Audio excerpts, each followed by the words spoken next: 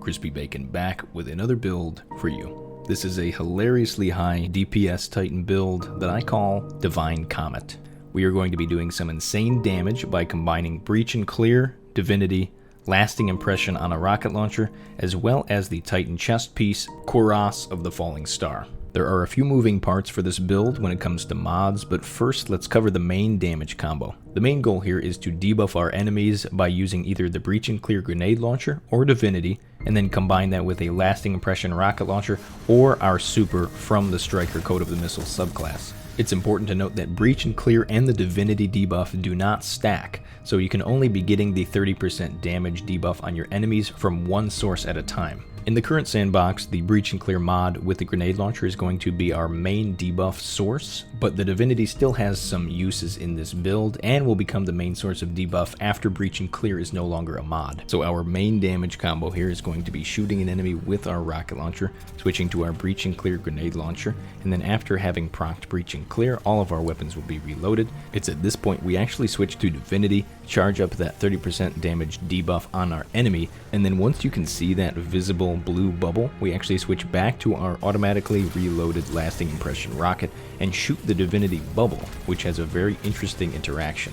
When shooting the Divinity bubble with a Lasting Impression rocket, it actually skips the booting up sequence where it takes a few seconds for the rocket to explode, and it actually ends up exploding just a moment after it hits the Divinity bubble. This is an interaction that I really haven't seen spoken about, and interestingly enough, it still does the full damage of a Lasting Impression rocket with half the time.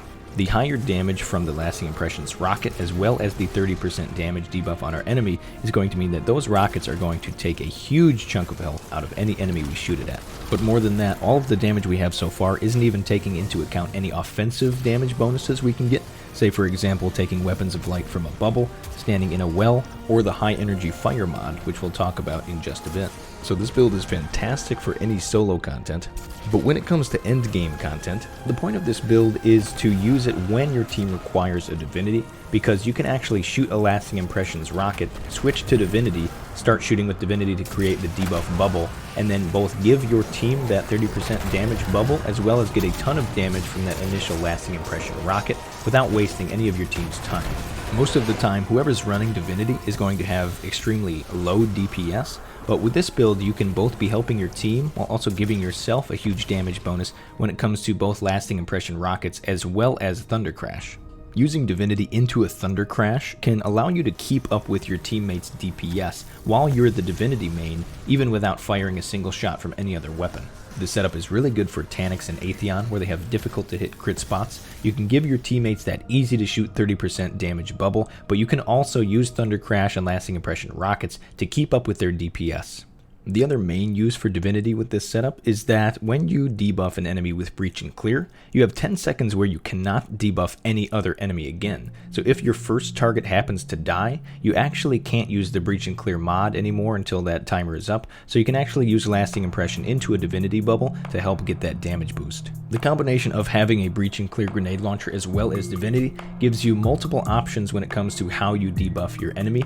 And even if you're using one weapon over the other, both still have utility. Breach and Clear is useful because it can reload your stowed weapons, and Divinity is great because it can stagger overload champions. So now that we've covered all the weapon combo basics, I do want to talk about all the perks and mods that make this build really synergize. On our primary grenade launcher, I'm using Ignition Code. I'm using Vorpal Weapon and Boss Spec to do a ton of extra damage to any boss that we're shooting to apply Breach and Clear. And with a double special weapon setup like this, ammo can get a bit scarce sometimes, so I actually chose Lead from Gold to make it so that we can actually synergize with our rocket ammo economy perks, which we'll talk about a bit later. On my Code Duello, I'm running Field Prep and Lasting Impression combined with a Boss Spec to make sure that we're doing a ton of extra damage as well as have the ammo to spare. As for the armor mods, on our helmet we'll be using Rocket Launcher Ammo Finder and Trace Rifle Ammo Finder along with High Energy Fire. On our gauntlets, we'll be using Double Momentum Transfer and Overload Wellmaker. On our Falling Star, we'll be using Rocket Launcher Reserves, Trace Rifle Reserves, and Font of Wisdom.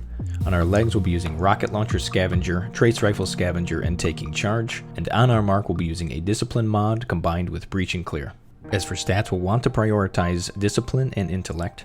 And for our subclass, we'll be using Middle Tree Striker, known as Code of the Missile. All of the ammo mods are self-explanatory, but I did want to call out the fact that we are using rocket ammo mods, which is going to synergize with our grenade launcher's lead from gold perk, meaning that every time we pick up heavy ammo, we're actually going to be getting special ammo for our grenade launcher. As a reminder, the Breach and Clear mod comes from the artifact. It is in the final column and uses 9 total energy to equip, so this is one of the larger mods to date. Whenever we fire our grenade launcher and hit an enemy, it is providing a 30% damage debuff on said enemy and also reloading our weapons that are stowed. But in addition to that damage debuff, we are also getting an offensive buff with the combination of taking charge and high energy fire. When charged with light with this setup, we are doing a flat 20% more damage whenever we're charged with light until we kill an enemy.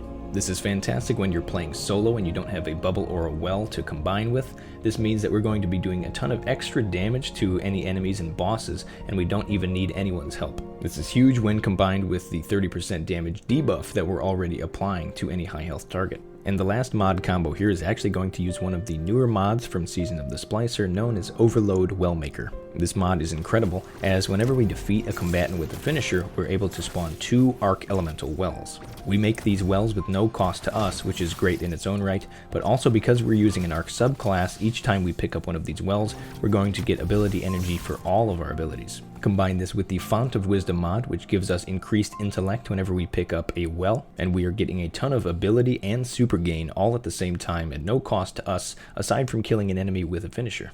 Divinity is a great way to do a small amount of damage to an enemy to prime them for a finisher, and it's easy when you're fighting low health mobs to get a ton of these wells, stack up a ton of ability at the same time, and then use this ability energy to use the flying melee attack from Code of the Missile, recharging your super even more that way, leading to extremely consistent ability and super energy gain, especially when you combine the double momentum transfer, meaning that whenever we throw a grenade, we're actually gaining even more melee ability.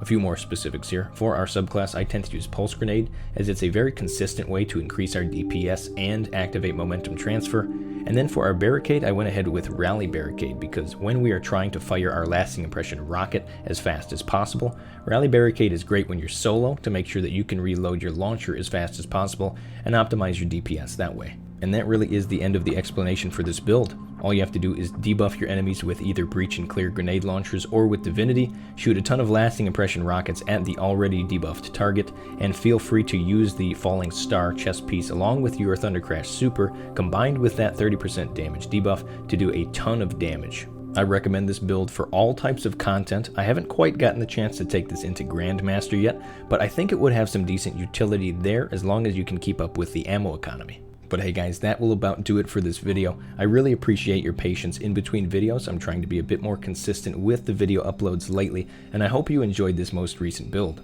Warlock and Hunter are up next, so make sure you stay tuned for those builds coming up soon. As always, if you enjoyed the content here, make sure to check the description to see where else you can find me. Thank you so much for watching, and have a good one. We thank you, Guardian, and we will never forget.